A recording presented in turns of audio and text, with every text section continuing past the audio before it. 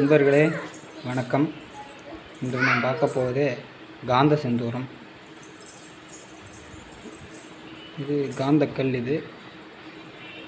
இதை கொள்ளு கஷாயத்திலே இங்கு ஊற வைத்து பிறகு காய்ச்சி துவைத்து எடுத்த காந்தக்கல்லேருந்து அரைச்சி எடுத்துருக்குறோம். ஒரு 100 கிராம்.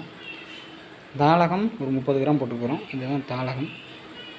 இது வெள்ளை பாஷானம் 30 கிராம். வீரத்துக்கு பதிலாக ரசம் சேர்த்துருக்கோம் 30 கிராம். இது வெப்பாலை. வள்ளலார் அவர்கள் இது வெப்பாலையை இரும்பிலின்னு சொல்லுவார்.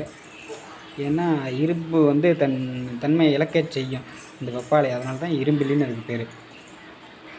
இந்த வெப்பாலை சாறு விட்டு அரைச்சி 3 படம் போடுறோம்.